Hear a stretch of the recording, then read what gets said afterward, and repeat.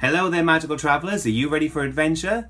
So, at D23, Disney announced a lot of changes that are going to be coming to the Hollywood Studios park, and changes that affect Hollywood Studios quite heavily. So let's take a look.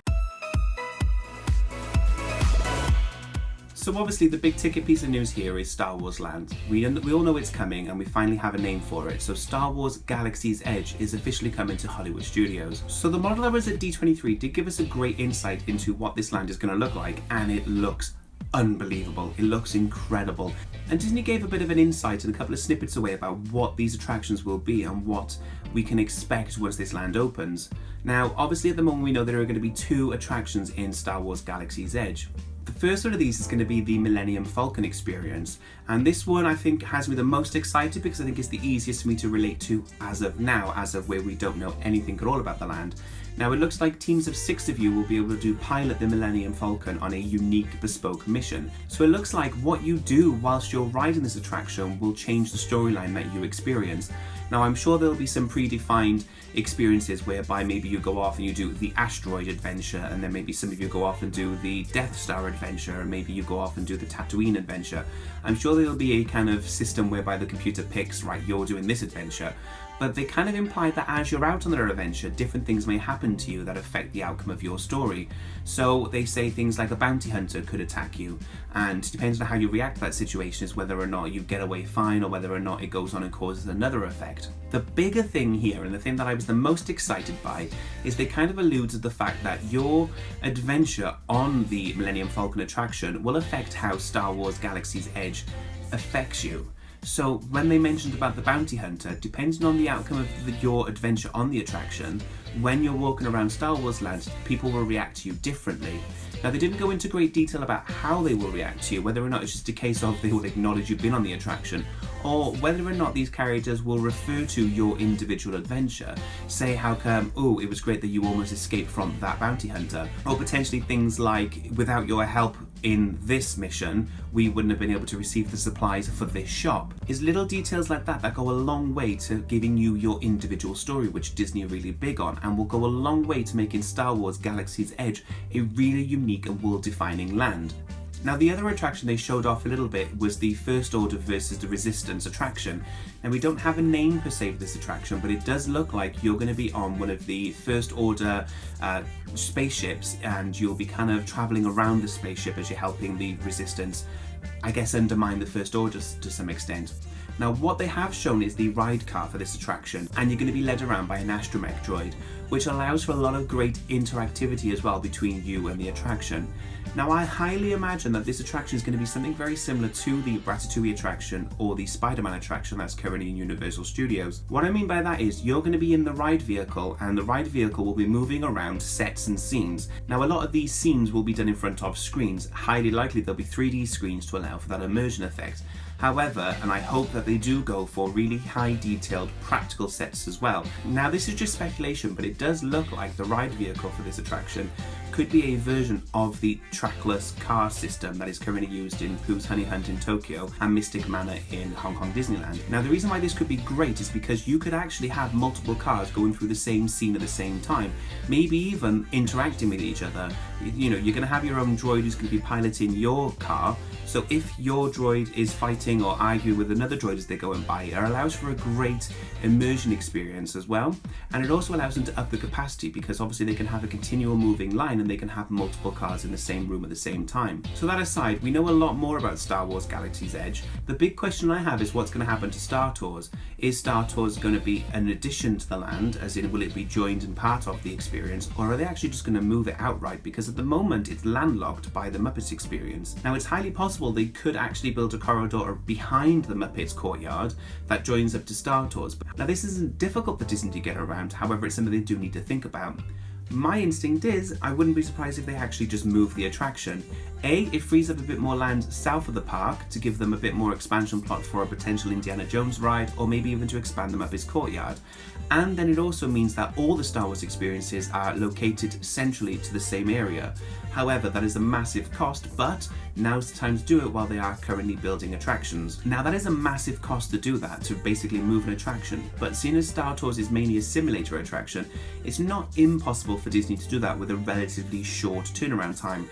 They could be building building the show building already and then ultimately just move the simulators in place, and then there's obviously a bit of adjust and recalibration while they're in their new location, but it's not impossible. Keeping on the topic of Star Wars Galaxy's Edge, Disney also announced that the Star Wars Hotel will also be coming to Walt Disney World, and that this will directly tie into Star Wars Galaxy's Edge when it's opened. Now this looks absolutely phenomenal.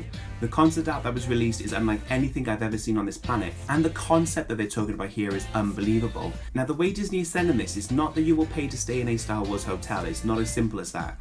They say that you will pay for a Star Wars experience. So you pay for 2-3 nights, however long the duration of this experience is, and you check into the Star Wars hotel, which looks like it's going to be themed of you travel from Earth to a hotel that's in space. So it looks like there's going to be some sort of really cool elevator space pod journey thing, and they released a little bit of teaser art that looks like it could be this experience. When you arrive, you'll be given kind of costumes to wear and a bit of a backstory as well, which will give you a bit of a unique adventure whilst you're in this Star Wars hotel experience.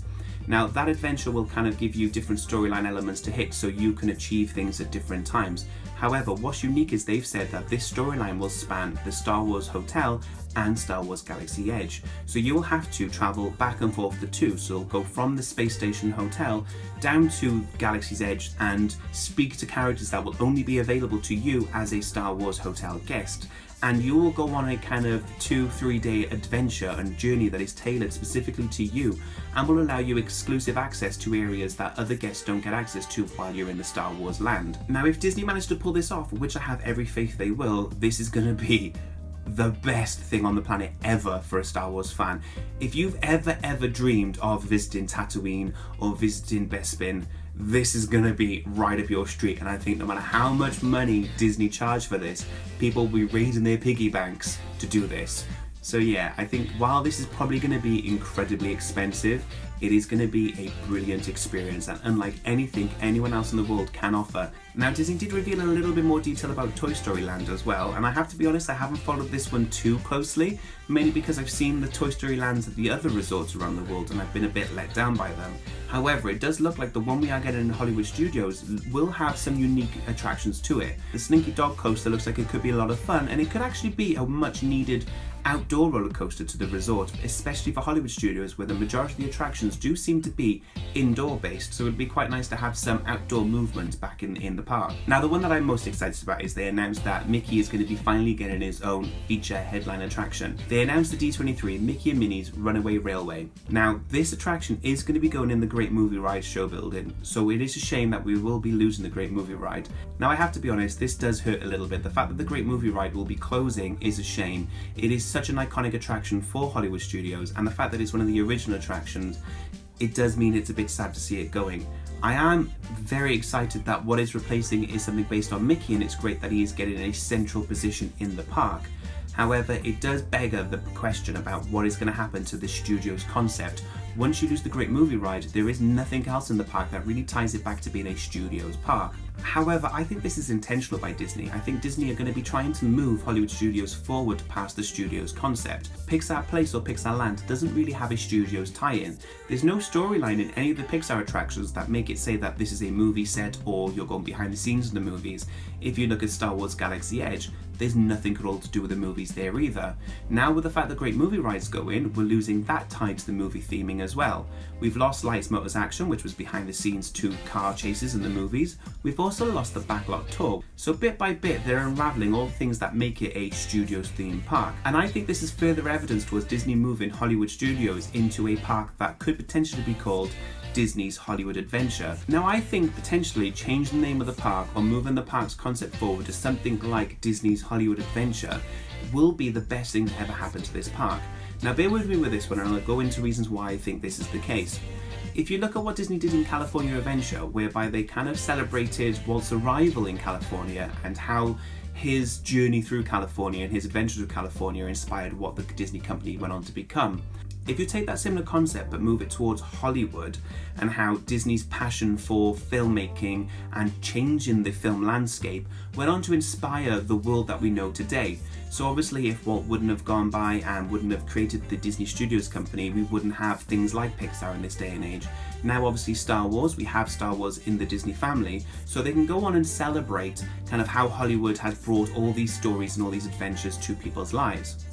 Now, if you take the Magic Kingdom as a concept, it is very disparate. You've got Adventureland, Frontierland, you've got Tomorrowland and Fantasyland, you've got Storybook Circus, you've got kind of all these really disparate storylines, but they're all designed to kind of hit on the imagination and the adventure and journeys that we as people could take and should take. And I think Hollywood Studios, or Hollywood Adventure as it could become, could also hit upon that same narrative. Whereas the Magic Kingdom looks at the fantastical and the kind of exaggerated, Hollywood Studios could celebrate how filmmaking and Hollywood as a theoretical destination has allowed us as people to imagine and inspire and engage and kind of look forward to all the adventures that are out there in the world with this loose tie of this is the Hollywood that Walt created. Walt created a Hollywood where the dreams can come true. So Disney obviously announced a lot of changes coming to Walt Disney World. So if you want to find out about all of those changes and my thoughts on them, I've linked a playlist down below that has all the videos in it.